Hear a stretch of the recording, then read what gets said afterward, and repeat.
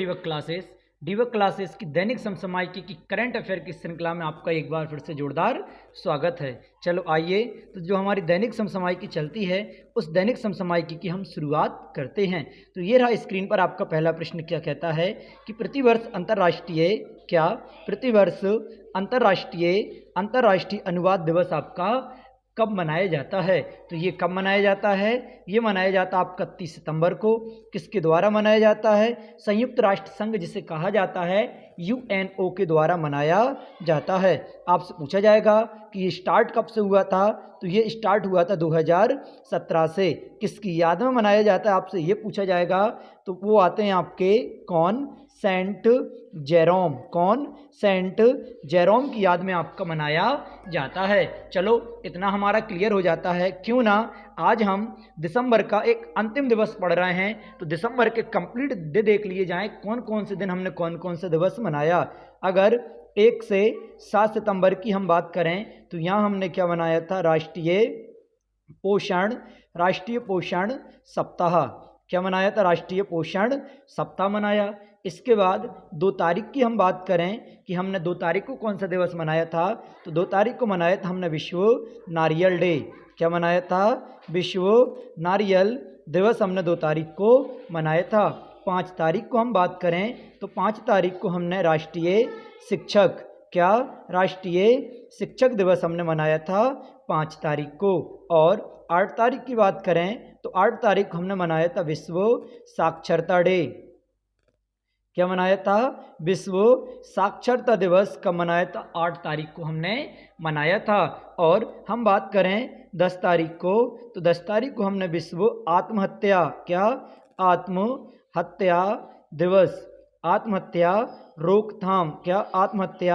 रोकथाम दिवस हमने मनाया था। 11 तारीख की हम बात करें तो 11 तारीख को राष्ट्रीय वन शहीद दिवस हमने मनाया था। और 14 तारीख की हम बात करें तो 14 तारीख को हमने राष्ट्रीय हिंदी दिवस हमने 14 तारीख को मनाया था। इसी के साथ अगर हम 15 तारीख की बात करें, 15 तारीख को हमने इंजीनियर डे, कौन सा, इंजीनियर दिवस हमने मनाया था 15 तारीख को। और भी इस महीने के महत्वपूर्ण दिवस हैं, उनकी और चर्चा करते हैं। 16 तारीख को हमने विश्व ओजोन परत दिवस हमने मनाया। क्या, ओजोन परत डे कब मनाया हमने, 16 तारीख को हमने मनाया। इसके बाद अगर हम बात करें 21 सितंबर को हमने अल्जाइमर डे कब मनाया हमने, 21 तारीख को। और 26 तारीख को अगर हम बात करें, 26 तारीख को विश्व गर्भ निरोधक डे, ये हमने मनाया कब, 26 तारीख को। और 27 अगर हम बात करें, 27 को हमने विश्व पर्यटन डे, क्या मनाया, विश्व पर्यटन डे हमने कब मनाया, 27 को मनाया। और अगर हम 28 की बात करें तो क्या मनाया हमने, विश्व रेबीज डे हमने मनाया था कब, 28 को। अगर हम बात करें 29 को, तो 29 को मनाया था हमने विश्व हृदय डे, कौन सा, विश्व हृदय दिवस हमने कब मनाया था, 29 को। 30 तारीख की अगर हम बात करें, 30 तारीख को हम मना रहे हैं अंतर्राष्ट्रीय अनुवाद दिवस। कौन सा मना रहे हैं, अंतर्राष्ट्रीय अनुवाद दिवस मना रहे हैं। एक और दिवस मनाया जाता है, उस दिवस का नाम निकल कर आता है आपका विश्व समुद्री डे। क्या मनाया जाता है, विश्व समुद्री दिवस मनाया जाता है 30 तारीख को। इसी के साथ हम बढ़ रहे हैं आपके अगले प्रश्न की ओर। तो ये रहा स्क्रीन पर आपका अगला प्रश्न, क्या कहता है, विश्व का सबसे बड़ा सफारी पार्क, क्या बात चल रही है, विश्व का सबसे बड़ा सफारी पार्क किस राज्य में आपका स्थापित किया जाएगा। तो वो स्थापित किया जा रहा है आपका हरियाणा में। कहाँ स्थापित किया जा रहा है, आपका हरियाणा में स्थापित किया जा रहा है। चलो इससे बात करते हैं, कहाँ पर स्थापित हो रहा है, आपका हरियाणा में स्थापित हो रहा है सफारी पार्क। हरियाणा के भी कहाँ, आपका गुरुग्राम में। कहाँ पर, गुरुग्राम में। कितने एकड़, 10,000 एकड़ जमीन पर, कितनी पर, 10,000 एकड़ जमीन पर आपका स्थापित हो रहा है। और इसमें क्या रहेगा, तो बिग कैट मतलब बड़ी बिल्ली की फैमिली रहेंगी इसमें। ये रहेगा। और इसी के साथ इसमें शाकाहारी मतलब जो सहकारी जानवर होते हैं उन जानवरों को सहकारी जानवर ये भी इसी में आपके रखे जाएंगे। किसमें आपका ये जो पार्क सफारी आपका चल रहा है। चलो ठीक है, एक और हम देख ले रहे कि देश की पहली देश की क्या आपका देश की पहली नाइट सफारी देश की पहली नाइट सफारी कहाँ है आपका लखनऊ। कहाँ पर है लखनऊ में है। और किसकी मतलब मॉडल पर आधारित है। किसके मॉडल किसका है सिंगापुर की आपकी तर्ज पर यहाँ पर बनाया गया है। तो देश की पहली आपकी नाइट सफारी है। चलो ठीक है, हम बात करते हैं आपके हरियाणा की। किसकी बात कर रहे हैं हरियाणा की। अगर हरियाणा की स्थापना पूछ ले तो क्या निकल कर आती है 1 नवंबर सन 1966। अगर कैपिटल पूछे तो कैपिटल क्या निकल कर आती है आपका चंडीगढ़ पंजाब की भी कैपिटल है और चंडीगढ़ पंजाब की है, अपने आप में केंद्र शासित प्रदेश है। और हरियाणा की कैपिटल भी आपकी यही है। अगर गवर्नर की हम बात करें, गवर्नर कौन आ जाते हैं आपके भंडारू दत्तात्रेय ये आ जाते हैं। और अगर सीएम की हम बात करें, सीएम कौन आते हैं मनोहर लाल खट्टर। कौन आते हैं मनोहर लाल खट्टर। और ये भाई साहब किसके बीजेपी पार्टी के आपके सीएम हैं। अगर हम यही बात कर लें कि हरियाणा का सबसे बड़ा शहर, क्या बात करें सबसे बड़ा शहर आपसे पूछ लिया जाए तो कौन सा निकल कर आता है फरीदाबाद। कौन सा सबसे बड़ा शहर आपका फरीदाबाद है। और एक महत्वपूर्ण आपका पॉइंट निकल कर आ जाता है कि तीन ओर हरियाणा से घिरी हुई राजधानी, तीन ओर से हरियाणा से घिरी राजधानी क्या निकल कर आती है आपकी राष्ट्रीय राजधानी दिल्ली। क्या आती है राष्ट्रीय राजधानी दिल्ली, जो तीन ओर से किससे घिरी हुई है आपकी हरियाणा से घिरी हुई है। तो ये क्या बनता है आपका महत्वपूर्ण हो जाता है। चलो और अगर हम देखें कि इसमें अगर हम देख लें तो हरियाणा में डिस्ट्रिक्ट की संख्या कितनी है, तो हरियाणा में कितने निकल कर आते हैं आपके 22 डिस्ट्रिक्ट हो जाते हैं। और एक महत्वपूर्ण आप क्वेश्चन आ रहा है निकल कर कि पानीपत की तीन लड़ाई, क्या आपकी पानीपत की तीन लड़ाई कहाँ हुई हैं आपकी हरियाणा में ही हुई हैं। पानीपत की पहली लड़ाई, पानीपत की दूसरी लड़ाई और पानीपत की कौन सी आपका तीसरी लड़ाई। अगर पानीपत की पहली लड़ाई पूछ ले तो ये हुई थी 1526 में। कौन कौन के बीच हुई थी, तो बाबर प्लस आपका इब्राहिम लोधी। किसके बीच बाबर प्लस इब्राहिम लोधी के बीच ये लड़ाई हुई थी और इसमें इब्राहिम लोधी आपके हार गए थे। पानीपत की दूसरी लड़ाई आपसे पूछ ले तो ये हुई थी आपकी कब 1556 में। किस किस के बीच आपका अकबर प्लस आपका हेमू, तो इसमें कौन हो गए थे हेमू हार गए थे। पानीपत की तीसरी लड़ाई 1761 में, कौन कौन अहमद शाह अब्दाली और आपका मराठों के बीच। और कौन आते अहमद शाह अब्दाली और आ जाते हैं आपके मराठा, तो मराठों के बीच हुई थी। इसमें मराठा आपके हार गए थे। ठीक है, अगले प्रश्न की ओर हम बढ़ रहे हैं। अब ये रहा अगला प्रश्न, क्या कहता है कि पुलम पारा भारत की पहली डिजिटल रूप से साक्षर पंचायत बनी है। ये पंचायत किस राज्य में आपकी है, तो ये निकल कर आती है कहाँ पर आपकी केरल में है। अच्छा, एक और क्वेश्चन आपका महत्वपूर्ण बन रहा है कि फर्स्ट कार्यात्मक साक्षर, डिजिटल साक्षर की बात चल रही है, यहाँ कार्यात्मक साक्षर जिला कहाँ पर है आपका, यह आपका मंडला। कौन सा है मंडला, और ये कहाँ पड़ता है आपका मध्य प्रदेश में ये पड़ता है। मंडला कहाँ पड़ता है, तो मध्य प्रदेश में आपका पड़ जाता है। चलो कुछ महत्वपूर्ण पॉइंट हैं अगर आपसे पूछ ले ई जिला, क्या पूछ ले ई जिला, आपसे पूछ ले ई पंचायत, पूर्ण रूप से डिजिटल पंचायत, आपसे पूछ ले ई सरकार, आपसे पूछ ले ई ममता, ई लाडली, ई लोक अदालत,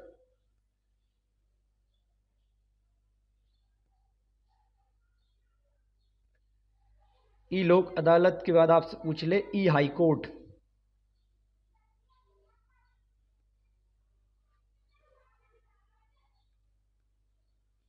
ई सिटी,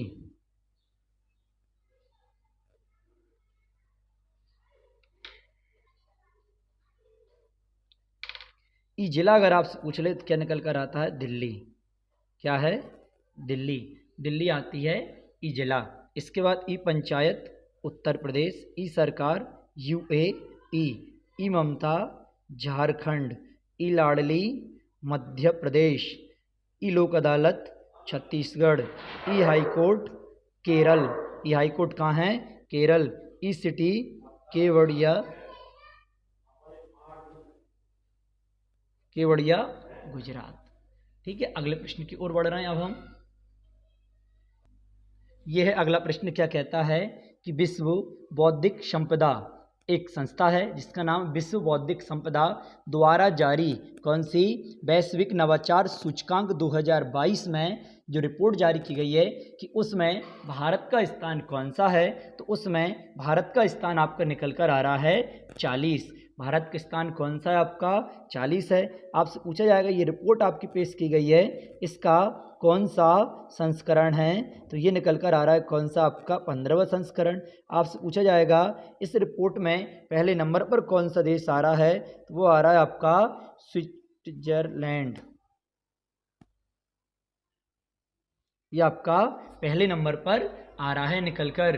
चलो ठीक है, हम बात करते हैं कुछ आपकी जो महत्वपूर्ण इंडेक्स हैं उनके बारे में। आपसे पूछ लिया जाएगा हेनले पासपोर्ट इंडेक्स, आपसे पूछ लिया जाएगा gender gap index, global gender gap index,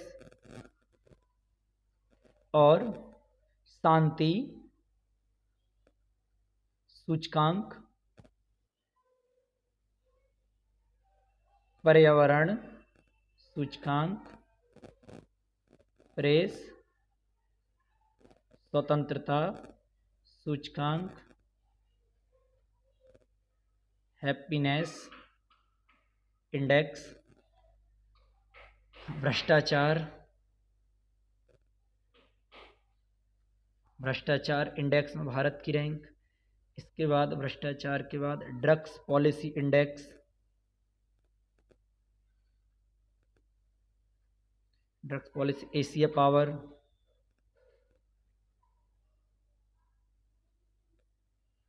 जलवायु परिवर्तन,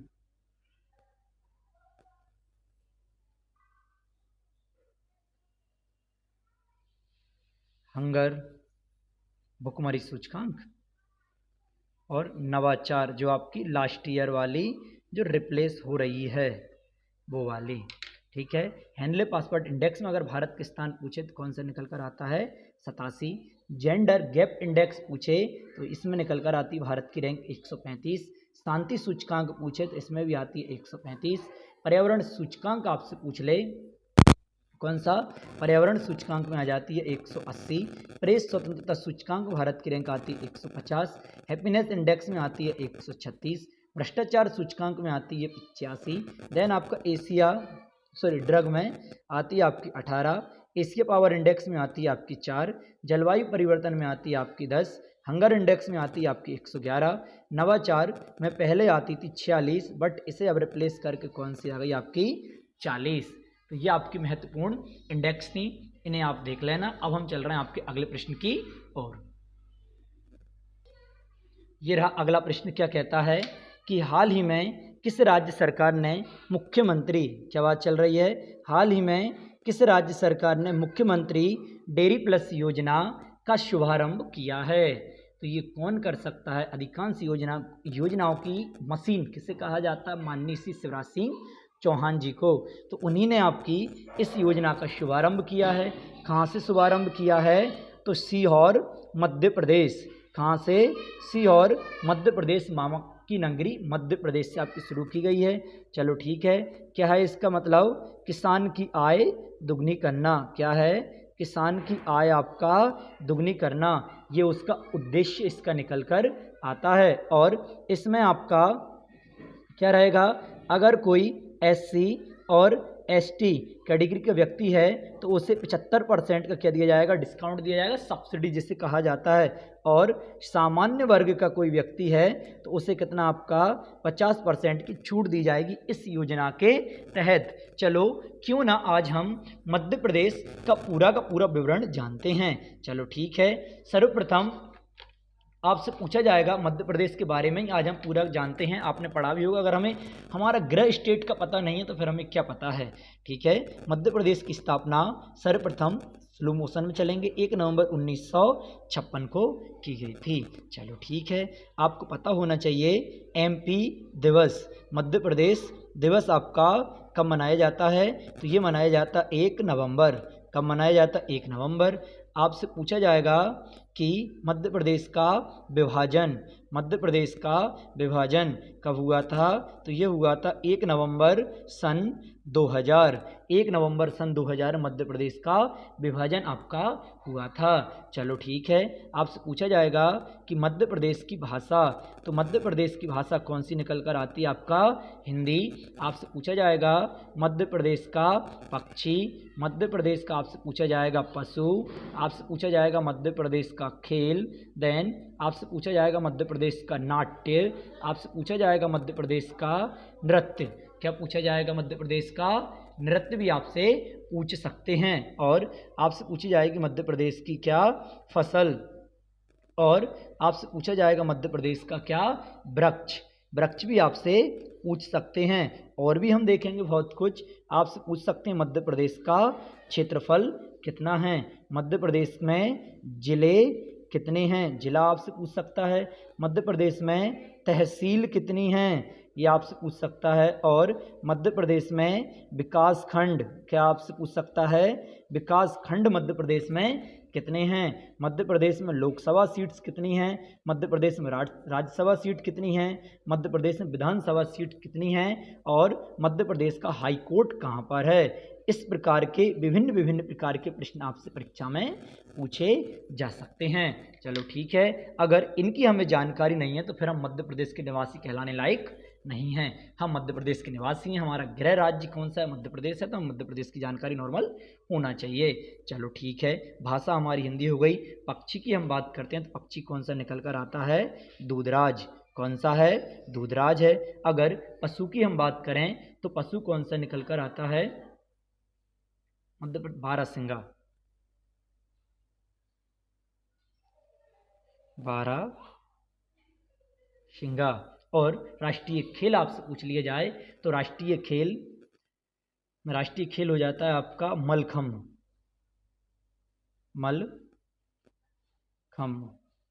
और नृत्य आपसे पूछ लिया जाए, नाटक आपसे पूछ लिया जाए तो क्या हो जाता है आपका? मार्च। नृत्य आपसे पूछ लिया जाए तो क्या होती है? राई। फसल आपसे पूछ लिया जाए तो क्या होती है? सोयाबीन।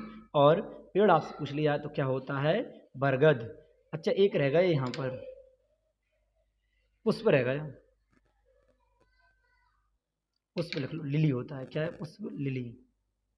राजकीय पुष्प लिली। राजकीय मिठाई जलेबी। क्षेत्रफल है आपका 3,08,000, ये हो गया ना, 3,08,252 वर्ग किलोमीटर। जिला आपसे पूछ लिया जाए, वर्तमान में 52 जिले हैं, 3 जिले आपके प्रस्तावित आपके हैं। तहसील आपसे पूछ लिया, तहसील आती हैं आपकी 352। तहसील कितनी है? 352 नहीं, शायद 353। करेक्शन करो, 353 है। और ये हो जाती हैं 313। लोकसभा सीट की अगर हम बात करें 29, राज्यसभा सीट की हम बात करें 11, विधानसभा सीट 230 प्लस आपका एक राज्यपाल नियुक्त करता एंग्लो भारतीय, मतलब जो एंग्लो इंडियन के लिए। और आपका हाई कोर्ट कहाँ है? जबलपुर। हाई कोर्ट कहाँ है? जबलपुर। ये मध्य प्रदेश की बेसिक इन्फॉर्मेशन थी जो हमने सारी की सारी कवर कर ली है। ठीक है, अगले प्रश्न की ओर अब अग्रसर हो रहे हैं। ये रहा अगला प्रश्न, क्या कह रहा है? देश की थर्ड, क्या है? देश की थर्ड वंदे भारत, देश की तीसरी वंदे भारत एक्सप्रेस ट्रेन गांधीनगर और किस शहर के बीच आपकी चलाई गई है? तो ये निकल कर आता है मुंबई। किस शहर के बीच? मुंबई के बीच आपकी चलाई गई है। चलो अच्छी बात है। अगर हमसे पूछ लिया जाए कि फर्स्ट किस किस शहर के बीच आपकी चलाई गई थी, आपसे पूछ लिया जाए सेकंड किस किस के बीच चलाई गई थी, और थर्ड आपसे पूछ लिया जाए तो थर्ड किस किस के बीच आपकी चलाई गई है, तीनों का आपको पता होना चाहिए। पहली अगर आपसे पूछ ले तो ये चलाई गई थी दिल्ली प्लस आपका कटरा,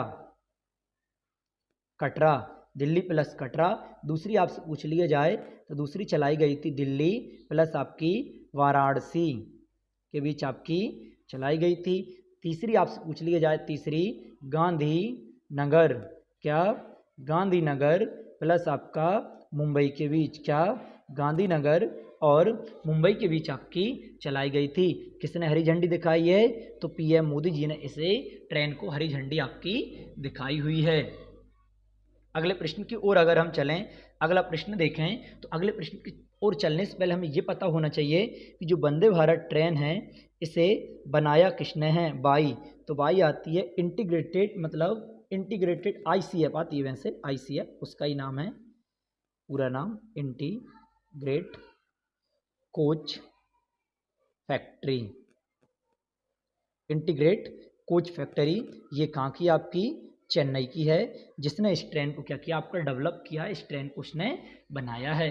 चलो हम कुछ महत्वपूर्ण जो परीक्षा की दृष्टि से अति इम्पोर्टेंट आपके प्रश्न होते हैं उनके बारे में हम थोड़ी चर्चाएं करते हैं, चर्चा करते हैं। तो क्या निकल कर आएगी आपकी? फर्स्ट मेट्रो, क्या? फर्स्ट मेट्रो स्टेशन आपकी कहाँ है? तो ये निकल कर आती है आपकी सूरत। क्या कहा जा रहा है? पहली मेट्रो स्टेशन कहाँ है? तो पहली मेट्रो स्टेशन हो जाती है सूरत। आपसे पूछ ले कि first railway station, first railway station, पहली रेलवे स्टेशन कहाँ है? तो पहली रेलवे स्टेशन आती है आपकी छत्रपति शिवाजी, छत्रपति शिवाजी टर्मिनल कहाँ है? ये मुंबई। कहाँ है आपका? मुंबई में छत्रपति शिवाजी टर्मिनल मुंबई में है। इसके बाद और हम बात करें सबसे लंबा प्लेटफॉर्म, क्या? सबसे लंबा प्लेटफॉर्म ये कहाँ है आपका? गोरखपुर, गोरखपुर उत्तर प्रदेश, गोरखपुर उत्तर प्रदेश में सबसे लंबा आपका प्लेटफॉर्म है। आपसे पूछ लिया जाएगा सबसे लंबी, सबसे लंबी दूरी तय करने वाली ट्रेन क्या नाम है? विवेक एक्सप्रेस, विवेक एक्सप्रेस।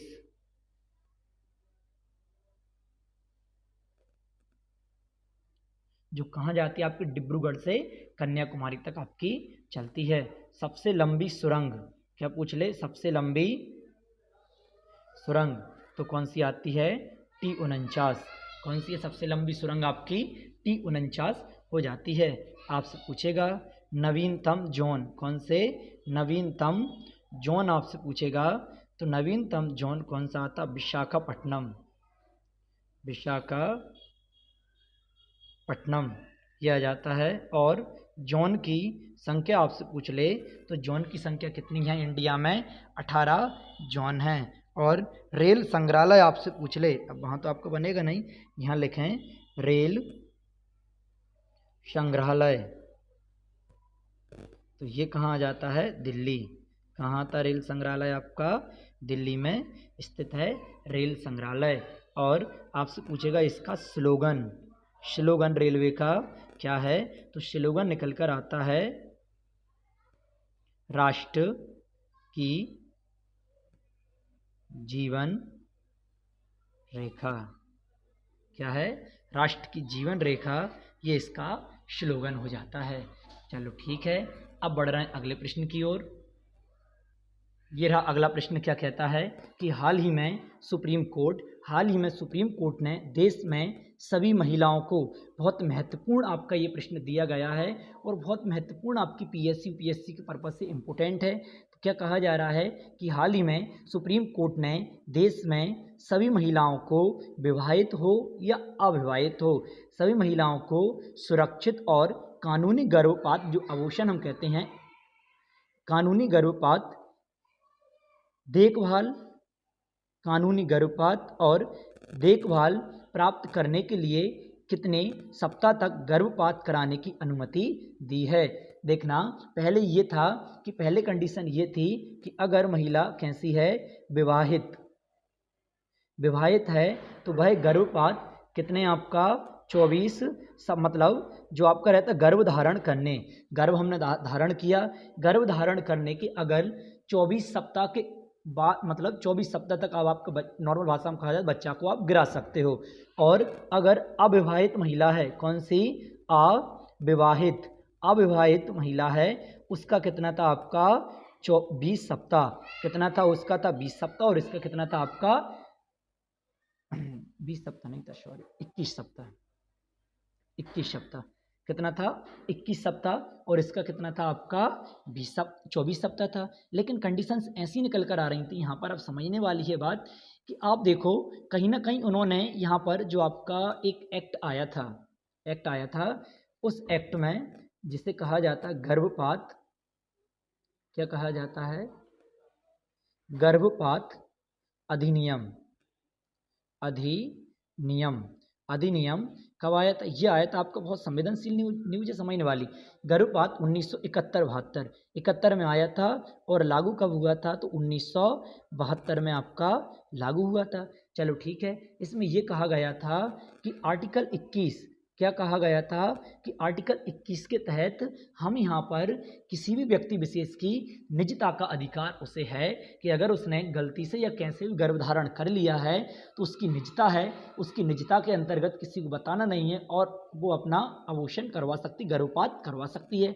लेकिन फिर बात ये निकल कर आई, चलो ठीक है आपने निजता का यहाँ पर हवाला दे दिया, लेकिन आर्टिकल 21 में तो आपने ये कह दिया, चलो ठीक है कोई दिक्कत नहीं, वहाँ आप निजता रख सकते हो, प्राइवेसी, राइट टू प्राइवेसी का अधिकार आर्टिकल 21 के तहत, लेकिन वो बात ठीक है। लेकिन यहाँ पे आप देखो आर्टिकल 14 है, इसका उल्लंघन यहाँ पर आपका हो रहा है। अब यहाँ पर आर्टिकल जो 14 है, इसका यहाँ पर उल्लंघन कैसे हो रहा है कि आपने पढ़ा आर्टिकल 14 क्या कहता है आपका, समानता का अधिकार, क्या कहता है, समानता का अधिकार। जब आपका आर्टिकल 14 समानता का अधिकार है तो यहाँ पर इनमें कौन सी समानता नजर आ रही है आपको? यहाँ थोड़ी समानता, यहाँ तो असमानता है कि विवाहित महिला है तो आपका 24 सप्ताह और अविवाहित महिला है तो 21 सप्ताह, यहाँ पर तो आपको समानता नजर नहीं आ रही। जब यहाँ पर समानता नजर नहीं आ रही तो हमारे सुप्रीम कोर्ट ने ये डिसीजन लिया कि अब 24 सप्ताह में आप गर्भपात करा सकते हैं, चाहे तो विवाहित महिला हो चाहे आपकी अविवाहित महिला हो। तो ये कहीं ना कहीं एक एक्ट था, उसी के एक्ट के तहत चल रहा है आपका एमटीपी, जिसे कहा जाता है आपका the medical termination of pregnancy act 1972। क्या है? 1972। इसमें संशोधन हुआ तो 2021 में। कौन सा? द मेडिकल टर्म, लिख लो आप, एमटीपी एक्ट क्या निकल कर आता है, the medical termination of pregnancy act 1972, ये निकल कर आता है। इस एक्ट में थोड़ा संशोधन किया, कोई दिक्कत नहीं होगा, ये संशोधन ठीक है। अगले प्रश्न की ओर बढ़ रहे हैं अब। ये रहा अगला प्रश्न, क्या कहता है कि 28 सितंबर को किस राज्य, किस वर्ष 2001, मतलब किसे वर्ष 2021 के लिए राष्ट्रीय लता मंगेशकर सम्मान प्रदान आपका किया गया है? तो वो निकल कर आते हैं आपके कौन, कुमार शानू। इन्हें 2000 कब का, 21 का प्रदान किया गया है। वहीं आपके शैलेंद्र सिंह हैं, इन्हें 2019 का मिला था। आपका आनंद मलिंद हैं, इन्हें आपका 2020 का मिला हुआ था। लता मंगेशकर कहाँ की थी, ये भी तो पूछ सकता है। लता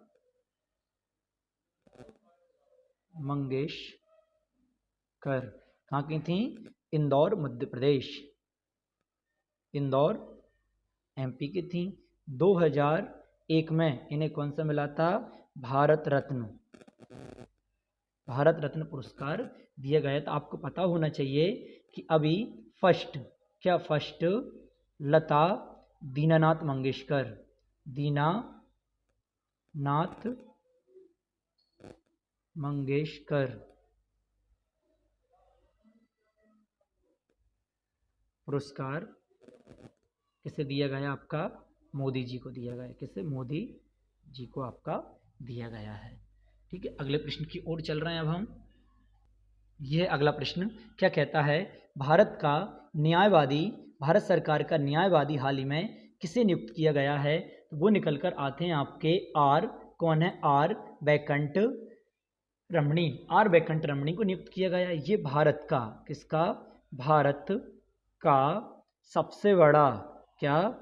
सबसे बड़ा वकील होता है।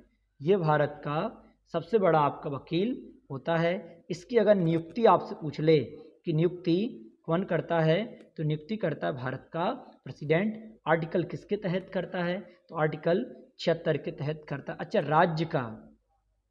राज्य का महाधिवक्ता, मतलब राज्य का वकील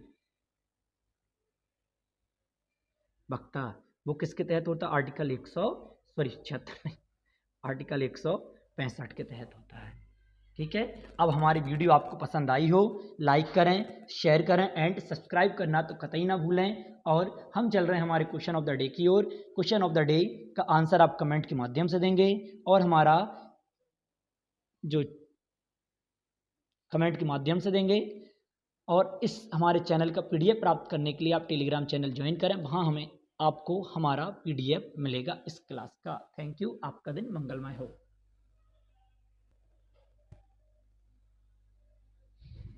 ये रहा प्रश्न आपका कि निम्नलिखित में से यमुना नदी की सहायक नदी आपकी नहीं है। चंबल, बेतवा, सिंध और सोन कौन सी नहीं है? इसका आंसर आप कमेंट के माध्यम से हमें देंगे। Thank you.